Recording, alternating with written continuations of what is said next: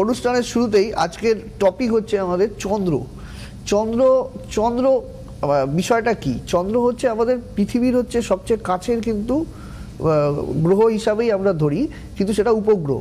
তো ঘটনাটা হচ্ছে যে চন্দ্র কিন্তু আমাদের রাশিচক্রে, যেমন ন্যাচারাল জোডিয়াক সাইন যদি আমরা দেখি, ন্যাচারাল জোডিয়াক সাইনে কিন্তু চন্দ্র কিন্তু কর্কট রাশির অধিপতি, আপনারা সকলেই জানেন। এবং চন্দ্রের কিন্তু রয়েছে 27টা নক্ষত্রের মধ্যে মূল 3টে নক্ষত্র কিন্তু চন্দ্রের রয়েছে। তার মধ্যে প্রথম নক্ষত্রটা হচ্ছে বৃষ রাশির ঘরে কিন্তু রয়েছে চন্দ্রের প্রথম নক্ষত্র রোহিণী নক্ষত্র। রোহিণী নক্ষত্রকে কিন্তু ভগবান শ্রীকৃষ্ণের জন্মও কিন্তু এই রোহিণী নক্ষত্রে হয়েছে।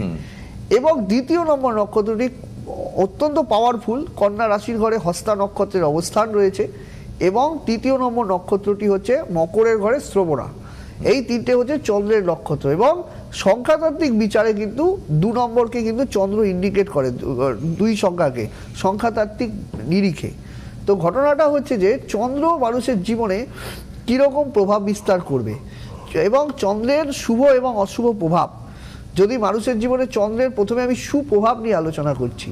যদি চন্দ্রের সুপ্রভাব একটা মানুষের জীবনে আসে, সে মানসিক দিক থেকে প্রচণ্ড দৃঢ়চেতা সম্পন্ন হয়, কবি, সাহিত্যিক, এবং বিশেষ করে যার মধ্যে কাব্যিক ব্যাপারটা আছে, যিনি কল্পনার দ্বারা কোনো বিষয়টি তুলে ধরেন। যেমন হচ্ছে কোনো সিনেমা তৈরি হচ্ছে, সিনেমার যে কি সংলাপটা, পরিচালক বা কি করে সিনেমাটা, কি ঘটনাটা হবে, সেই যে একটা ব্যাপার, এটা কিন্তু চন্দ্রের দ্বারা কিন্তু নিয়ন্ত্রণ হয়।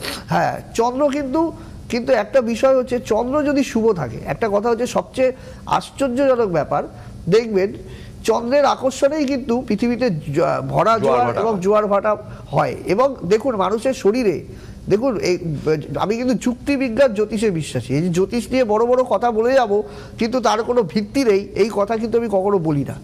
যে কোনো বিষয় একটা ভিত্তি, যেমন দেখবেন চন্দ্রের আকর্ষণের ফলে কিন্তু জোয়ার ভাটা হচ্ছে। এবং মানুষের শরীরে 70% কিন্তু জল।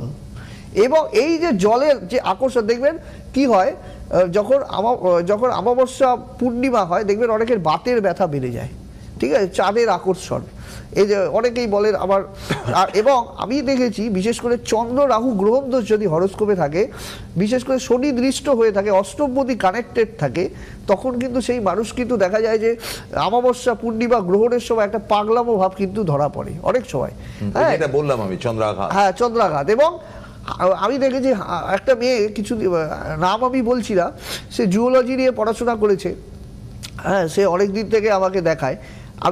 সে বলছে, দাদা আবার এই অমাবস্যার সময় বা বিশেষ সময় হাত পা ঘেমে যাচ্ছে, এইরকম নানা রকম মানসিক সমস্যা দেখা যাচ্ছে, কিন্তু পরের দিনে আমি অনেকটা বেটার ফিল করি। এটা কেন হয়?